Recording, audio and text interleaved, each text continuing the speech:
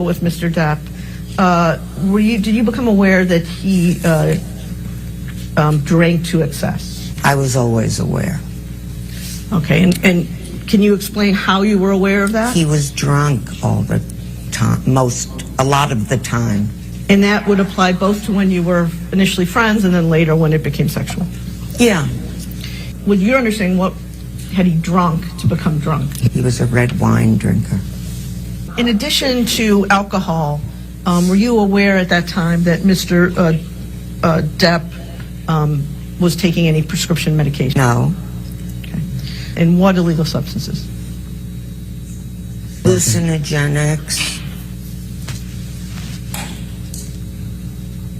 cocaine, marijuana. Hallucinogenics, can you say specifically what those were? I don't really know. Okay. He called me and told me he was tripping.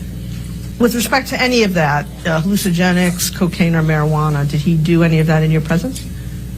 Yes. More than once? All the time. When you say all the time, how many times, again, in the period that you were both first friends and then sexual with Mr. Depp, do you think you saw him? I couldn't even tell you. I mean, I just know he was always drinking or smoking a joint. But would it be fair to say more than at least dozens of times? Yeah. Over the full course, oh yeah. Did you ever observe, Ms. Barkin, Mr. Depp's behavior change when he drank more or used more drugs? I did not. So he was kind of the same all the time, fair to say? It was not the same. He was high. Did there come a time, Ms. Barkin, when Mr. Depp acted in a way that was out of control with you? Yes. Mr. Depp threw a wine bottle across the room, the hotel room on one instance in Las Vegas while we were shooting Fear and Loathing in Las Vegas. Was something about to happen? A fight was going on.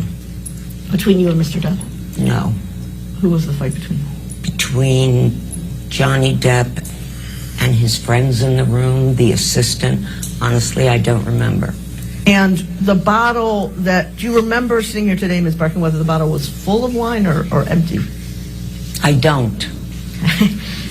Sitting here today, Ms. Barkin, do you remember whether the bottle hit you? No, it did not. Did the bottle hit anyone else? No, it did not.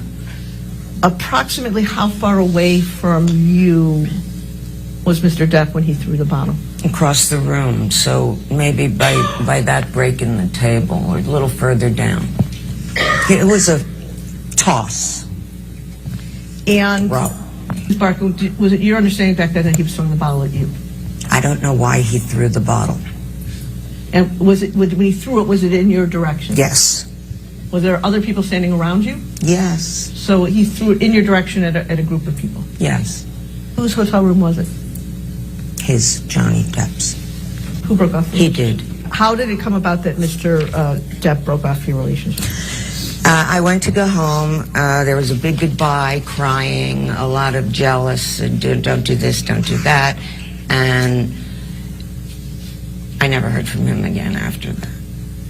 And did Mr. Depp not want you to go back to Los Angeles at the time? Yes, he didn't want me to go. I was only supposed to be there for 2 days. I stayed for longer. And you just referenced, you just used the word jealous. How did that come up? What did he say that indicated to you that he was jealous? He's just a jealous man, controlling. Where are you going? Who are you going with? What did you do last night? I had a scratch on my back once that got him very, very angry because he insisted it came from me having sex with a person who wasn't him. During the time that you were in a sexual relationship with Mr. Depp, was it common for him to say things to you about being controlling, to use your words, or being jealous of you? Yeah, very common. And when, in these instances, when Mr. Depp became jealous or controlling, did he also become angry? Yeah. And demanding.